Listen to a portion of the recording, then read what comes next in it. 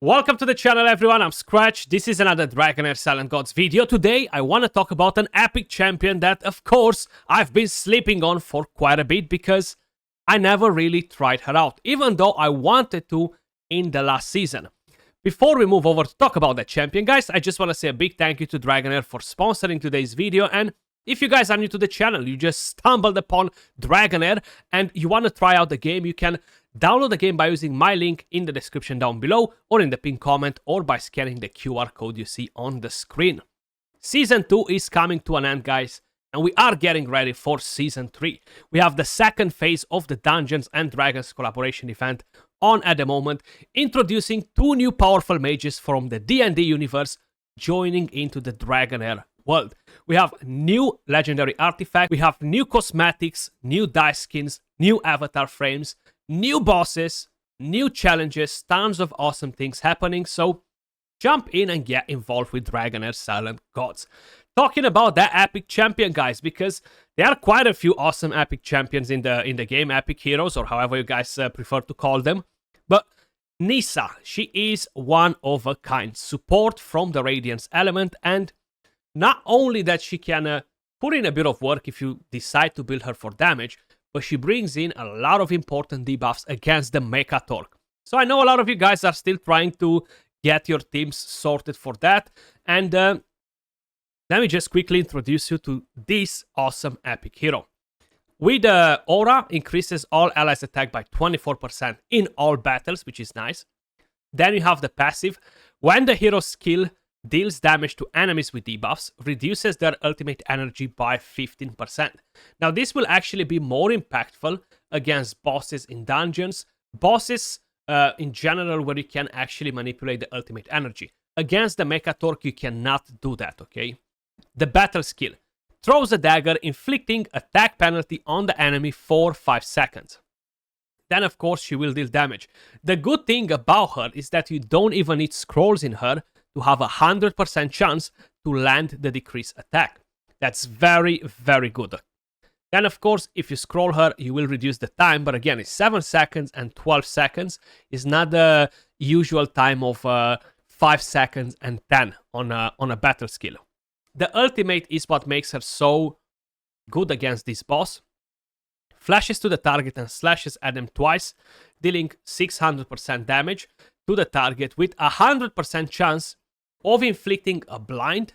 Again, you don't need scrolls in the skill to have a 100% chance to land the debuffs. Then, the second slash deals radiant damage with a 100% chance of inflicting healing reduction. Finally, returns to the hero's original location. The reason why she's so good against the Mekkatorque is that she brings 3 different debuffs to the table. Now, the healing prohibition won't help us in there, but it will give us an additional 10% damage.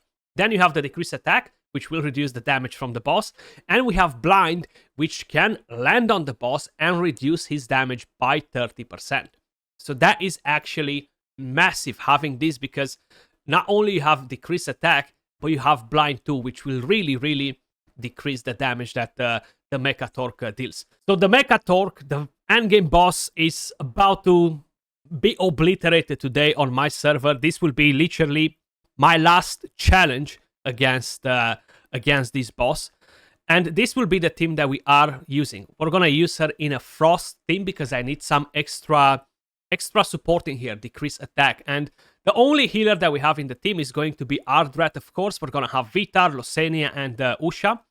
Nissa, she's built on a Moonlight set with a Crown of the Unclean to bring in the 4th debuff. Her stats are not necessarily crazy in terms of damage. She's mainly built for survivability because we need her to survive. So on the boss, we actually have this passive. When we land blind, we're actually getting the thwarted transmission, decreasing his damage dealt by 30%, you know. So this will be the timing that we have for the team, guys.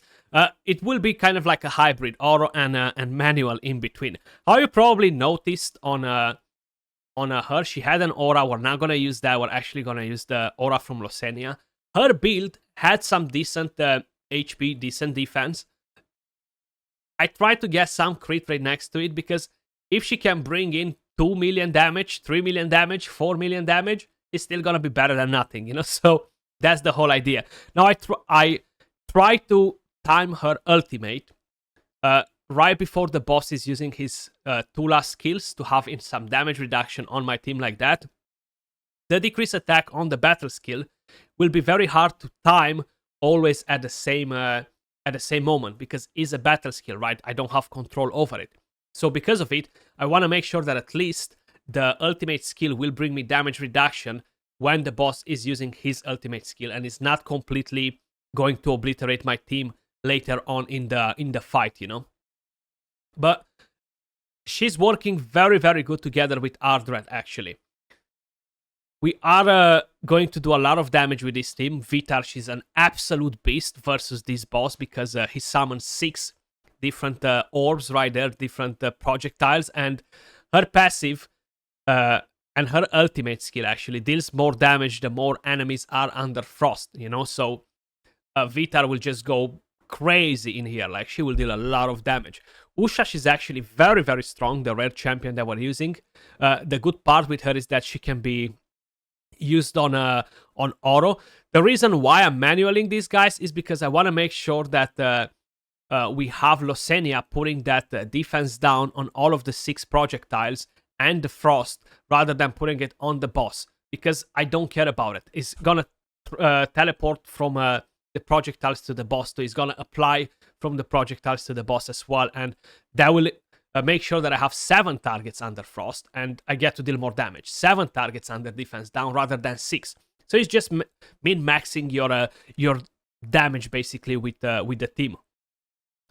Nissa, she's not doing a lot of damage. How I mentioned, she's not really built for damage either, and her main role is to be a support. Now with the Crown of the Unclean, she will bring 4 debuffs, increasing the damage by 40%, guys, okay? That's the good thing about her. And how I mentioned, I was planning to use her last season, and I wanted to use her versus the Temporal Vortex as a decrease attack hero. I did not have any better options for Radiance, you know, to use a Vortex team with Radiance, and I was very tempted to use her, but I haven't, because in the end I actually went with a fire team, you know, so I just had a wild team instead of the Radiance, so I had no need for a decrease attack hero in there. And versus the world bosses, usually I tend to don't use too many melee heroes, because you guys know the drill. They're pretty underwhelming, you know. So in this case right here versus this boss, she's actually solid. It doesn't matter if we have AoE damage, melee damage, we're still going to perform as good, you know. And she's actually great because she's bringing those extra debuffs and the decrease attack, and blind being so effective versus this boss is actually kind of like a no-brainer, and you need to use her basically. If you're trying to improve your teams, you might be lacking on something, definitely don't sleep on her either. I started using her pretty early on, once I realized that I actually need more support on one of my teams, and that's when I actually decided to bring her in, and honestly, zero regrets whatsoever, because that decrease attack, the blind that lands on the boss, is constantly allowing me to survive longer, you know, so is definitely very, very helpful. Plus the additional damage. If I wouldn't have had her in the team and I was just going to bring in a different decrease attack hero, I was gonna have 2 less debuffs on the boss, which was gonna result in a 20% damage reduction that I was losing, you know, so I wasn't gonna get 20% of my damage, which is actually a bad thing, right? The more the better. The more damage, the better. But look at that, man. Vitar absolutely smashing it. Like, if you guys have her, I don't need to tell you. Use her. No questions asked. Like, look at the damage. It just jumps like 10 plus million in an ultimate usage, you know. It's just crazy how much damage she can deal against this boss. Ardred, very, very powerful to sustain your team as well on her own. I have no other healer in here, right? Her passive giving me increased defense to my entire team is very effective. Then the healing from her ultimate and the battle skill is actually sustaining my team pretty well. Pretty well. Now, I do tend to lose usually Vitar a bit earlier. I'm not too stressed about it as I'm still getting a lot of damage anyway. But yeah, it's actually pretty nutty. Look at that. Already 207 million damage, 208. And we still have 2 minutes and a half left. Doing pretty well, actually. But you can see how she's actually helping the team as well, right? The debuffs are so important on that are coming from Nissa, that is actually a game changer to have her in the team.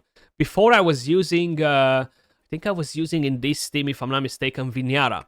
Vinyara, she's amazing too. Decrease attack, like she's got here, right? And with the crown, she wasn't bringing 4 debuffs though, so the 20% damage is a game changer.